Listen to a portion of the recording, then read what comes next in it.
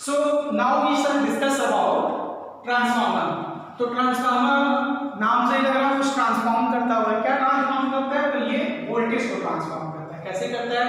Low voltage को high voltage में या हाई वोल्टेज को लो वोल्टेज में। तो स्टेप्स वही फॉलो करेंगे हम। सबसे पहले हम बताएंगे इसके बारे में क्या होता है। तो ट्रांसफार्मर के बारे में जान लेते हैं। Transformer it is a device which converts low voltage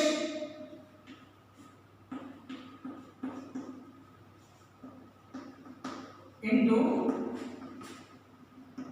high voltage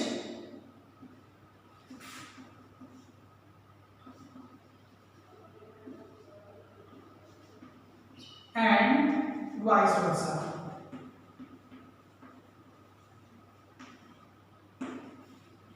ठीक है, यानी it is a device which converts low voltage into high voltage and high voltage into low voltage. जो ट्रांसफार्मर लो वोल्टेज को high voltage में बदलेगा, यानी क्या कर रहा है? स्टेप अप कर रहा है, तो उसको हम कहते हैं स्टेप अप ट्रांसफार्मर। और जो ट्रांसफार्मर वाइस वर्सा यानी हाई वोल्टेज को लो करता है यानी स्टेप डाउन करता है, तो स्टेप डाउन ट्रांसफार्मर उसको कहते हैं। तो ट्रांसफार्मर कितने तरह के होंगे? टाइप्स की बात कर लेते हैं यहीं पे। तो छोटा सा step up transformer,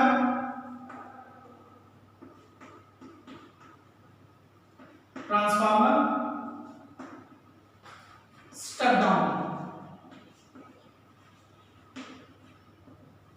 down transformer.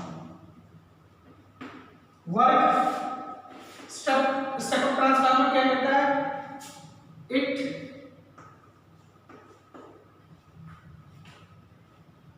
converts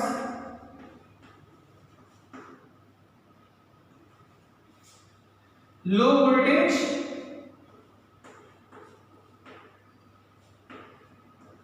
in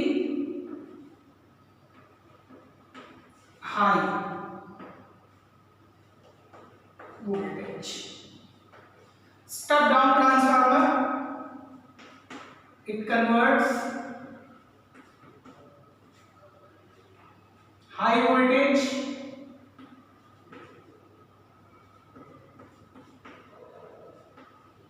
in low voltage.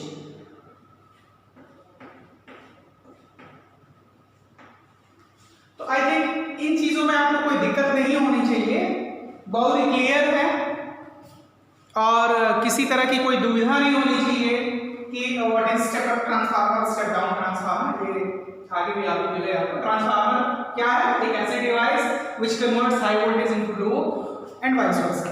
आगे चलते हैं, बात करेंगे इसकी थ्योरी। पहले हमने ट्रांसफार्मर के बारे में डिस्कस किया, अगली चीज हम क्या डिस्कस करते हैं?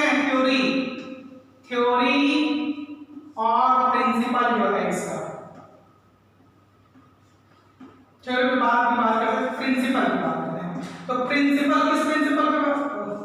स्कूल वाला प्रिंसिपल लिख दिया भाई, पहले वाले में भी अगर लिख दिया हो तो उसको सुधार लीजिएगा। स्पेलिंग गलत मैंने कर रखी है, PRINCIPL प्रिंसिपल है ना। तो PAL वाला स्कूल की प्रिंसिपल जो है उसके लिए हो जाएगा ना, स्कूल के प्रिंसिपल के लिए, तो वो लिखिएगा, पेन लिख दिया होगा तो आप सुधार कर लीजिएगा। प्रिंसिपल किस प्रिंसिपल पे वर्क करता है? It works on the principle of electromagnetic induction. ये भी उसी पे वर्क करता है। It works on the principle of electromagnetic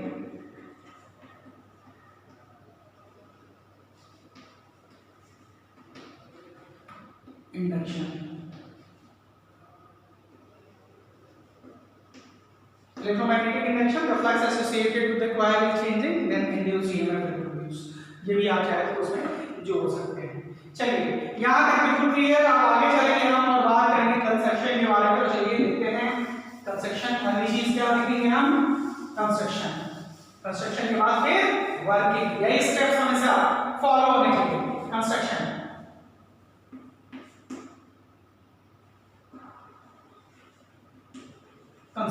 तो कंस्ट्रक्शन तभी करने में मजा आएगा जब आप एक एक हिस्से को आप जानते हैं।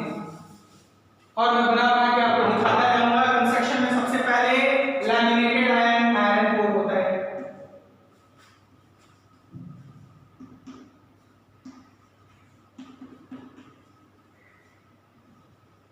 ये आपने देखा होगा। आप क्या करिए कि मरकरी का जो चोक लगा रहता था, चोक खोलते थे तो उसमें ई के आकार के लोहे के टुकड़े निकला करते थे, ई के आकार के, इस तरीके के।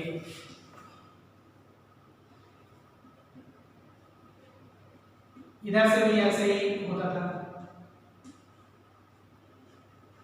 इससे ये आपस में से जुड़े होते थे और खूब सारे निकलते थे, एक के ऊपर एक ऐसे रखा रहता था। इसी को लैमिनेटेड आयरन कोर कहते हैं। तो हम इस तरीके से नहीं हम दिखाएंगे, बल्कि हम इस तरीके से दिखाएंगे। ये देखो, this is your laminated iron core. ये एक्सटेंड होगा तो दूर तक।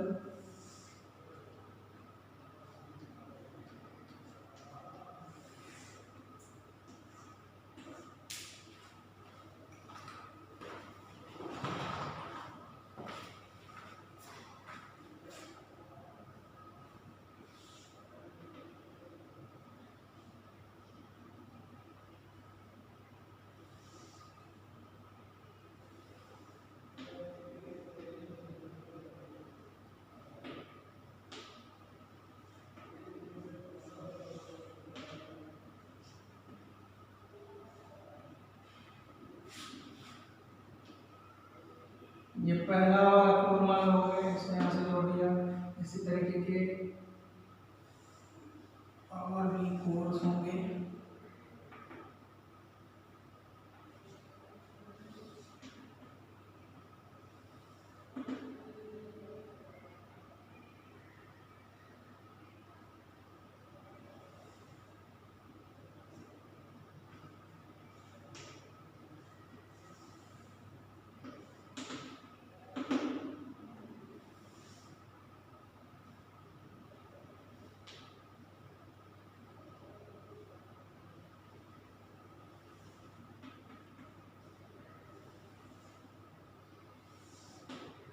तो इस तरीके से इसमें देखो, ये बहुत सारे कोर्स हैं लोहे के। एक कोर ये पूरा इतना मोटा, फिर दूसरा कोर, तीसरा कोर, ऐसे आपस में जुड़े हुए होंगे।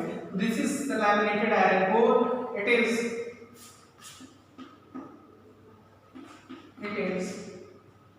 rectangular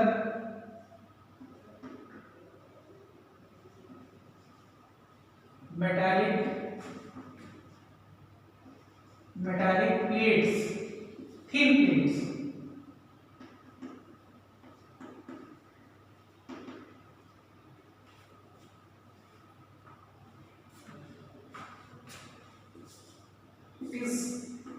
It is made up of, लिखना चाहिए, made up of rectangular metallic thin plates laminated from each other.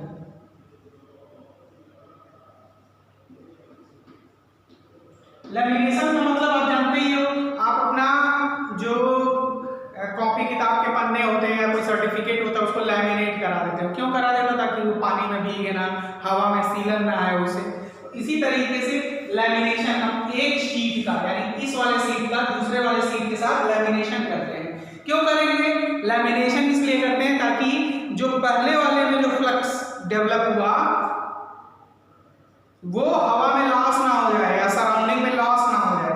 तो लैमिनेशन क्यों होती है थिन शीट की? In order to avoid the flux loss. तो चलिए लैमिनेटेड आयरन कोर के बारे में हमने बता दिया आपको।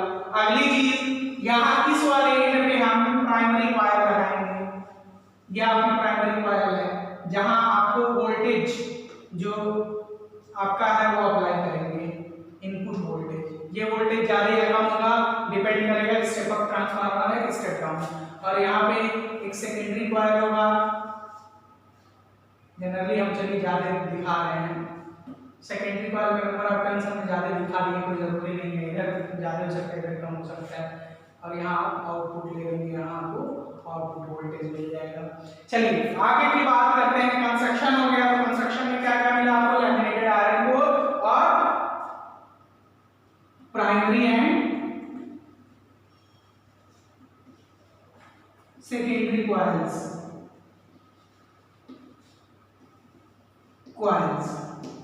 किससे बने होंगे? These are generally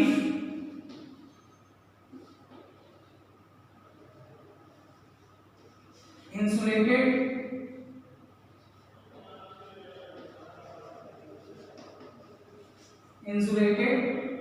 conducting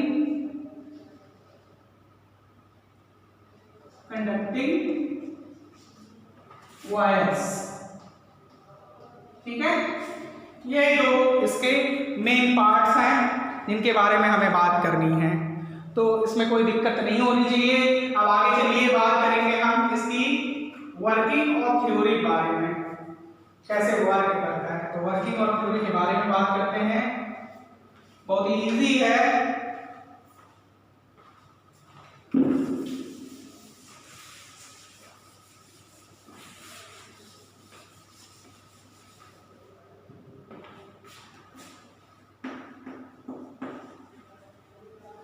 working and theory. चलिए, the voltage which is to be transform, जिसको हमें बदलना है, that should be applied to the primary coil. चलो इसको Vp लिख लेते हैं और इसको लिख लेते हैं Vs। ठीक है, primary coil, this is your primary coil P, primary coil, and this is the secondary coil S, primary coil. Now you know that when the voltage, this voltage is AC voltage, so it will change the flux, तो change in flux जो होगा वो क्या करेगा? Induce EMF produce करेगा। तो या जो चेंज इन फ्लक्स होगा वो क्या होगा? इस कॉइल से होते हुए, लैमिनेटेड शीट से होते हुए वो कहां तक पहुंचेगा? इस सेकेंडरी कॉइल तक पहुंचेगा। तो एक्चुअली जो एक चीज गड़बड़ का प्रिंसिपल जो है वो म्यूचुअल इंडक्शन पे भी डिपेंड करते हैं, है ना।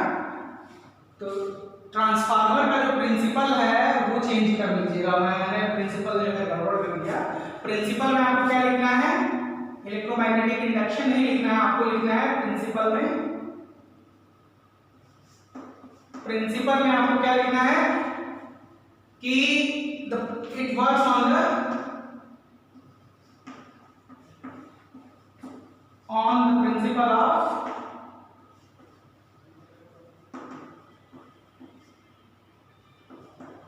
principle of mutual induction।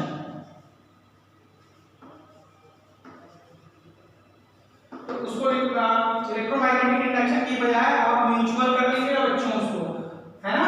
तो केवल इलेक्ट्रोमैग्नेटिक की जगह म्यूचुअल कर लीजिएगा। देखिए म्यूचुअल इंडक्शन पे ही काम करेगा कि the flux associated with this primary coil will transfer through this laminated iron core to the secondary coil. यानी जितना फ्लक्स यहां चेंज होगा, फ्लक्स कॉइल में या जितना फ्लक्स यहां चेंज होगा उतना ही फ्लक्स यहां प्रोड्यूस होगा। जितना फ्लक्स की वजह से जितना इंड्यूस्ड ईएमएफ यहां प्रोड्यूस होगा उतना ही इंड्यूस्ड ईएमएफ यहां भी प्रोड्यूस होगा।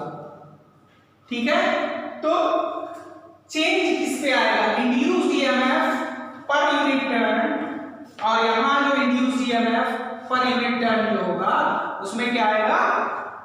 उसमें जो रिलेशन होगा उसे हमें एस्टैब्लिश करना होगा। तो प्रिंसिपल के बारे में क्लियर होगा। वर्किंग और थ्योरी के बारे में बात करते हैं।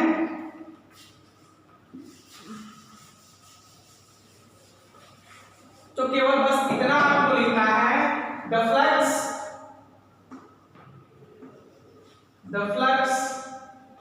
change due to applied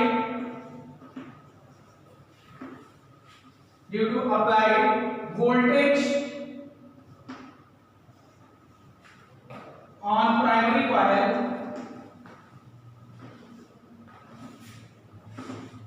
will pass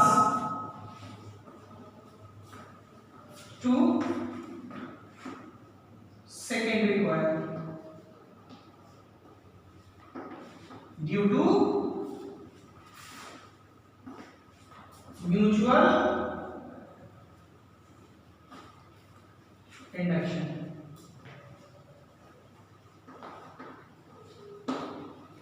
ये वर्किंग और थ्योरी की बात जो हो रही है, यहां जो फ्लक्स अगर फाई पी जो है प्राइमरी कॉइल का फ्लक्स है, तो ये प्राइमरी कॉइल का फ्लक्स पास होगा और कहां तक जाएगा, सेकेंडरी कॉइल तक जाएगा। लेकिन अब आप ये देखो number of turns is the number of turns in the primary coil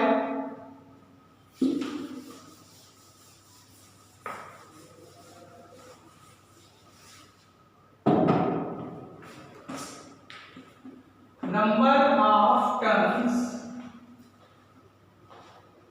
in primary coil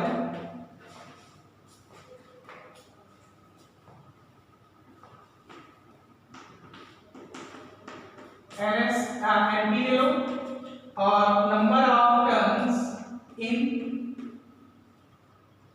secondary coil is NS ले लो। तो अकॉर्डिंग टू फैराडेज लॉ जो इंड्यूस्ड ईएमएफ प्रोड्यूस होगा यहां पे प्राइमरी कॉइल में, उतना ही इंड्यूस्ड ईएमएफ प्रोड्यूस होगा सेकेंडरी कॉइल में। But the induced EMF produce in the primary coil per unit turn और the induced EMF produce per unit turn in the secondary coil, ये दोनों बराबर होंगे। तो according to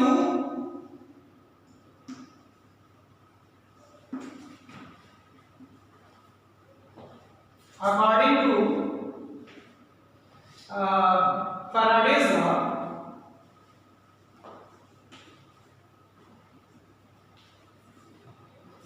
induced EMF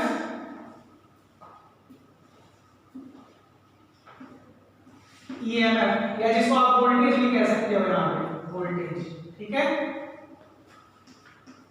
produced in primary coil per unit turn, ध्यान से सुनिएगा जो मैं कह रहा हूं, टोटल नहीं, per unit turn should be equal to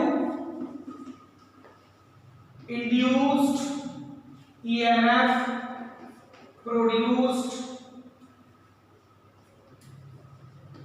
in secondary coil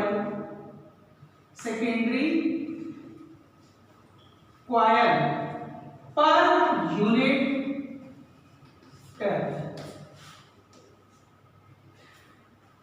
यही की पॉइंट है आपका ट्रांसफार्मर का, क्या कि या थ्योरी में नहीं है, आप इसी को बस इतना लिख सकते हो, बाकी लिखने की कोई जरूरत भी नहीं है कि according to Faraday's law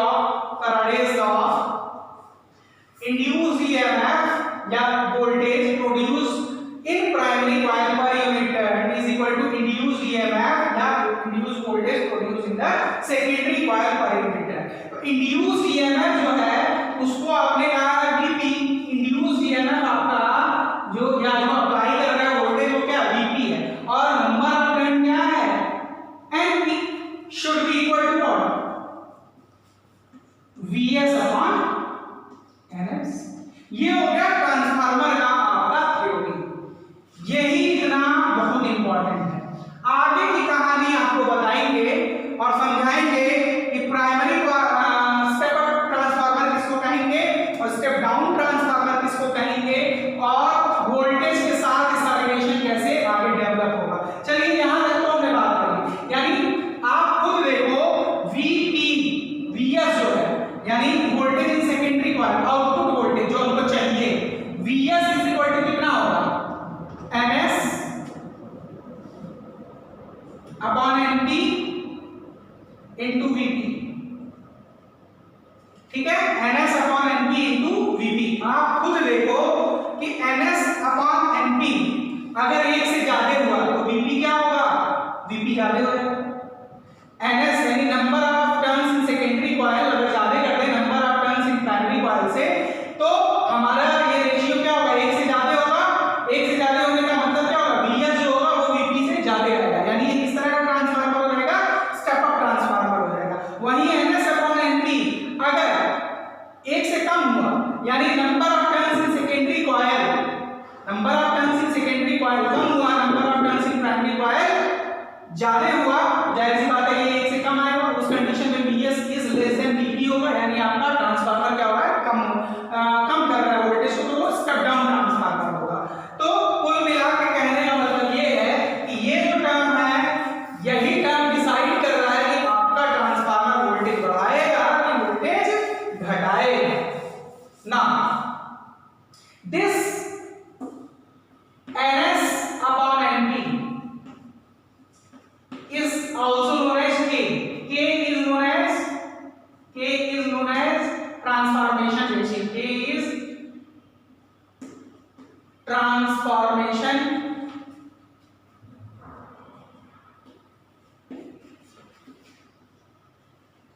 ratio, ठीक है, for step up transformer।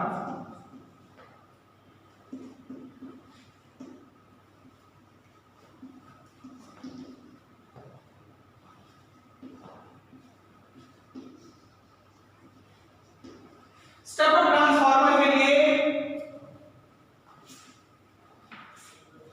K की वैल्यू क्या होनी चाहिए, K should be greater than 1। K should be greater than 1 का मतलब क्या, NS upon NP is greater than 1। इसका मतलब क्या हुआ, NS is greater than NP, या दूसरे शब्दों में कहें कि नंबर ऑफ टर्न्स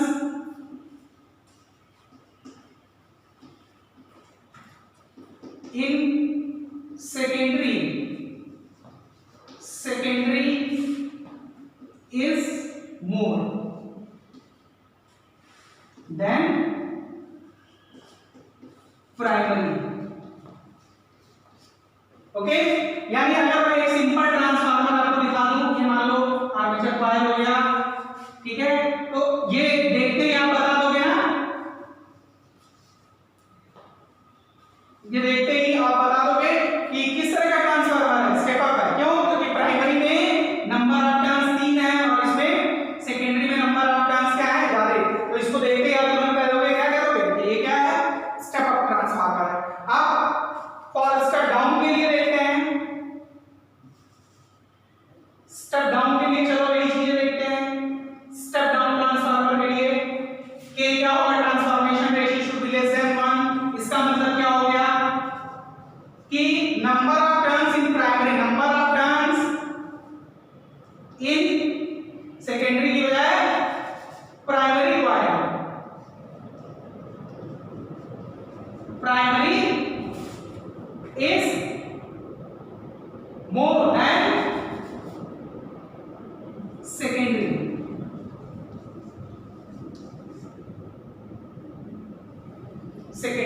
तो number of turns in primary coil जो होगा वो सेकेंडरी से क्या होगा, ज्यादा होगा। यानी अगर मैं एक एग्जांपल देना चाहूं इसका आपको, ये मान लो इस तरीके का इसका जो है कॉइल हो गया, और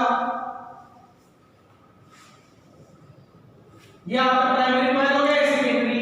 देखते ही तुरंत पहचानोगे आप कि ये क्या है, स्टेप डाउन है। ये क्या है, स्टेप डाउन है। क्यों स्टेप डाउन है, number of turns in the primary coil देखते ही देखो बच्चों, 1 2 3 4 5 टर्निंग है और इसमें केवल 2 टर्निंग है, इसका मतलब ये स्टेप डाउन है। इस तरह की चीजें सीबीएसई में ऐसे भी क्वेश्चन आते हैं कि आपको ट्रांसफार्मर बना के दे देगा, आपको पहचानना होगा कि स्टेप अप है कि स्टेप डाउन है। मुझे लगता है किसी तरह का इसमें कोई दुविधा नहीं होगा। एक और सिंपल रिलेशन हम निकालेंगे, वोल्टेज के टर्म में तो हमने रिलेशन निकाल लिया, अब हम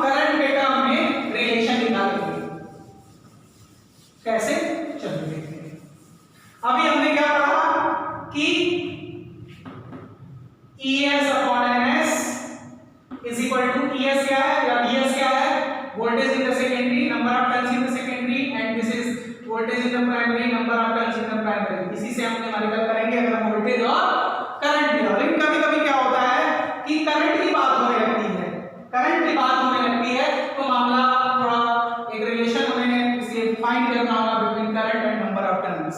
तो if IP is current in primary and IS is current in secondary। तो आप तो ये जानते हो ना कि सिंस ये एक आइडियल ट्रांसफार्मर है, इसका मतलब यहाँ जितना पावर हम यहाँ लगाएंगे प्राइमरी कॉइल पे उतना ही पावर आपका कहाँ पहुंचेगा सेकेंडरी कॉइल पे। तो फॉर आइडियल ट्रांसफार्मर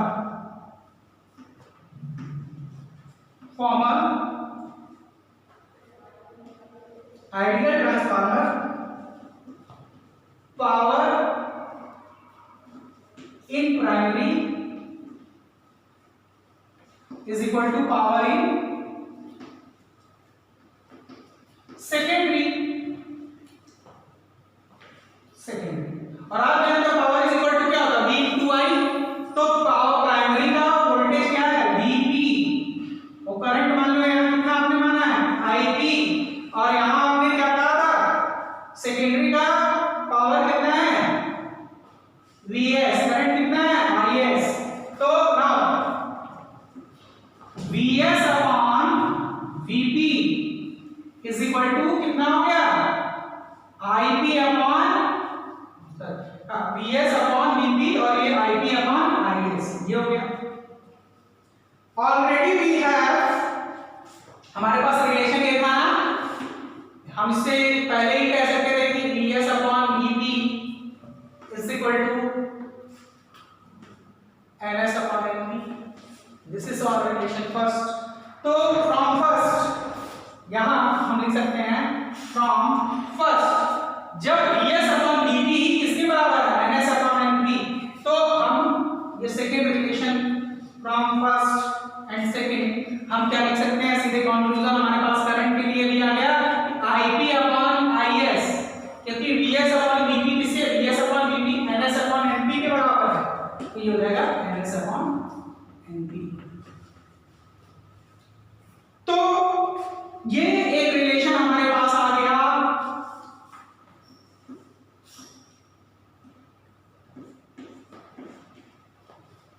ये एक टोटल रिलेशन आ गया किसके किसके बीच में VS VP voltage secondary voltage primary, number of turns in secondary number of turns in primary और IP और IS के बीच में। तो एक चीज हमें ध्यान ये जरूर करनी है, इससे एक बहुत ही इंपॉर्टेंट कंक्लूजन हमको ये निकालना है कि ठीक है स्टेप अप ट्रांसफार्मर में वोल्टेज तो बढ़ेगा, स्टेप अप ट्रांसफार्मर में वोल्टेज तो बढ़ेगा, वोल्टेज बढ़ेगा ना, क्योंकि K की वैल्यू ज्यादा होगी, K की वैल्यू तो ज्यादा होगी, लेकिन उस कंडीशन में अगर K इज ग्रेटर देन 1 है तो प्राइमरी सेकेंडरी का करंट प्राइमरी से कम हो जाएगा।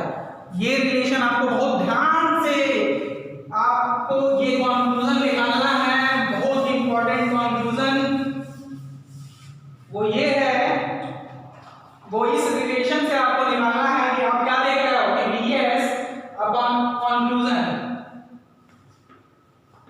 ये बहुत ही इंपॉर्टेंट कंक्लूजन है। जान लीजिए VS upon VP is equal to आपके पास क्या है IP अपॉन IS, ठीक है। तो for step up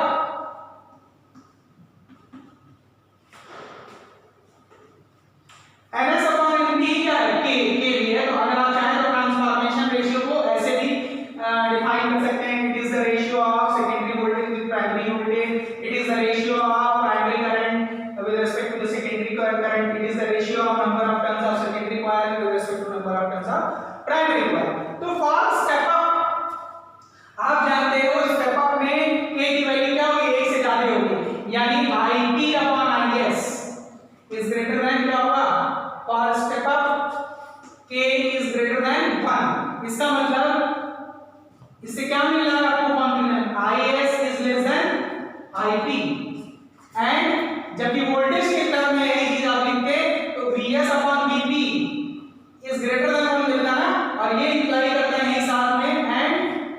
Vs is greater than Vp। तो फॉर स्टेप अप ट्रांसफार्मर जहां आप देख रहे हो कि सेकेंडरी वोल्टेज बढ़ रहा है, वहीं प्राइमरी करंट क्या हो रहा है, घट रहा है। तो इंपॉर्टेंट कंक्लूजन यही है कि when the current increases, when voltage increases in the coil, when the voltage increases in the coil, current decreases, current decreases and vice versa। ये बहुत ही इंपॉर्टेंट कंक्लूजन है। ठीक है, स्टेप अप ट्रांसफार्मर लगाया आपने, तो आपने देखा साहब कि आपका वोल्टेज तो बढ़ गया, वोल्टेज बढ़ गया, लेकिन करंट क्या हो जाएगा, कम हो जाएगा। आपने स्टेप डाउन ट्रांसफार्मर लगाया, वोल्टेज तो घट जाएगा लेकिन करंट बढ़ जाएगा, क्योंकि आप जानते हैं पावर क्या रखना है, आपको कांस्टेंट रखना है, वो लॉस नहीं होना चाहिए। जो अंतिम और बहुत ही इंपॉर्टेंट चीज है जो आती है आपके बोर्ड में, इतना सारा डिस्कशन तो नहीं आता है, सीधे कंस्ट्रक्शन आ जाएगा, प्रिंसिपल आ जाएगा, यही आ जाएगा, थ्योरी आ जाएगा। तो थ्योरी में भी ये सारा इतना नहीं करना है, जितना बताया था आपको उतना ही करना है ना। आगे की चीज न्यूमेरिकल की है। तो जो अगला कुछिल्ला उसमें लगा रहता है, एक नंबर का तो आपको उसका प्रिंसिपल पूछेगा, फिर थ्योरी के बारे में पूछेगा, और ये पूछेगा also right about the different kind of losses associated with the transformer. तो ये बहुत इंपॉर्टेंट टॉपिक है, तो ये ही अंतिम टॉपिक है ट्रांसफार्मर से रिलेटेड। अब हम पढ़ेंगे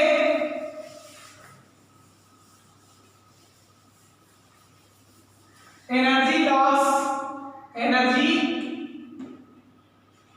लॉसेस of या associated with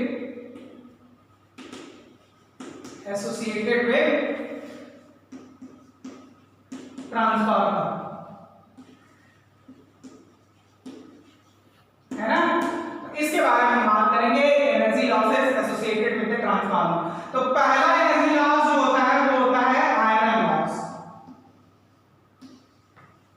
क्यों होता है भाई, हमने आइडियल यहां माना है इसको कि किसी तरह का एनर्जी या पावर लॉस नहीं हो रहा है, लेकिन ऐसा हो सकता है क्या, ये जो लैमिनेटेड शीट आपने बनाई है किसी बनाई है आयरन की, उसका खुद का रेजिस्टेंस होगा, यानी कुछ ना कुछ एनर्जी लॉस होगी in the form of heat due to the resistance of this laminated core.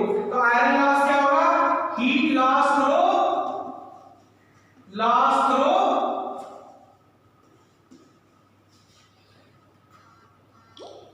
Through iron core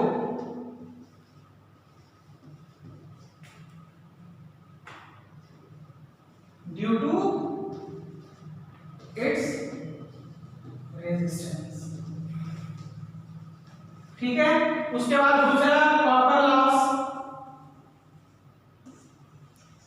भाई आपने जो कॉइल इसमें लपेटा है वो इंसुलेटेड कंडक्टिंग वायर है, या अगर ये कॉपर की बनी है या किसी भी कंडक्टिंग मटेरियल की बनी है, तो उसका अपना रेजिस्टेंस होगा, उससे भी हीट के फॉर्म में एनर्जी लॉस होगी। तो हीट एनर्जी लॉस लिखिएगा, हीट लॉस थ्रू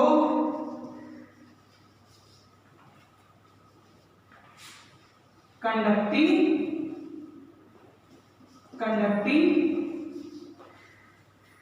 कॉइल। तो ये दो बहुत पॉपुलर लॉसेस आपने पढ़े, आयरन लॉस और कॉपर लॉस। कई जैसे कॉइल अगर हीट के फॉर्म में लॉस कर रहा है तो कॉपर लॉस हो जाएगा, और अगर आयरन जो आपका लैमिनेटेड कोर का उससे लॉस हुआ तो। अगला जो है फ्लक्स लॉस, फ्लक्स लॉस ये कौन सा लॉस हो गया, देखिए कैसा। मान लीजिए यहाँ पे फाइबर या 20 वेबर का फ्लक्स प्राइमरी में प्रोड्यूस हुआ, वही 20 वेबर क्या यहाँ पहुंचेगा, नहीं पहुंचेगा। भले आपने इसको बहुत प्रॉपर्ली लैमिनेट करके रखा है आयरन कोर को, फिर भी कुछ ना कुछ फ्लक्स क्या होगा, एयर में लॉस हो जाएगा, है। तो यानी जो ईएमएफ आपका यहाँ पहुंचना चाहिए था वो ईएमएफ यहाँ नहीं पहुंचेगा, क्योंकि टोटल फ्लक्स जो यहाँ डेवलप हुआ था फाइबर, वही फाइबर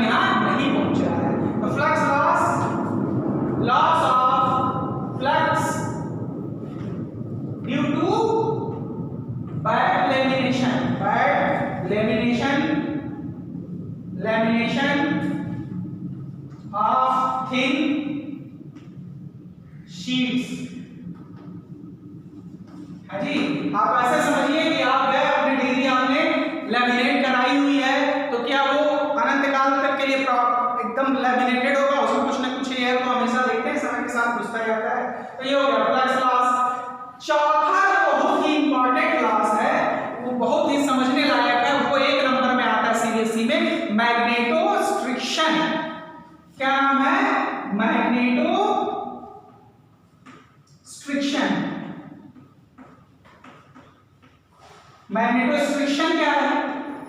जब भी आप किसी ट्रांसफार्मर के पास जाते होंगे तो आवाज आती होगी, भन, ऐसी आवाज आपने सुनी होगी। नहीं सुनी होगी तो आज टाइम निकालिएगा और बिल्कुल चिपक जाइएगा ट्रांसफार्मर के पास जाके, और ऐसा करते ही आपको बिलाई मिल जाएगी यहाँ से।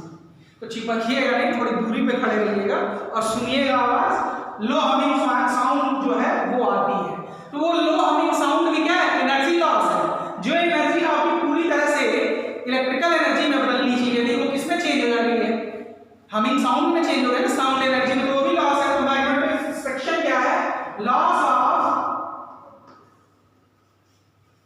Energy in low humming sound. Low humming sound is known as magnetostriction. ठीक है, तो ये जो जितने भी पॉपुलर लॉसेस थे वो मैंने आपको बताया, आयरन लॉस, कॉपर लॉस, उसके बाद फ्लक्स लॉस, मैग्नेटोस्ट्रिक्शन। मैग्नेटोस्ट्रिक्शन फिर बता रहा हूं, बहुत इंपॉर्टेंट है, क्योंकि 1 नंबर में भी क्वेश्चन आता है, व्हाट इज मैग्नेटोस्ट्रिक्शन। तो क्या होता है? Low humming sound produced by transformer, the loss of energy in the form of low humming sound is known as magnetostriction. तो चलिए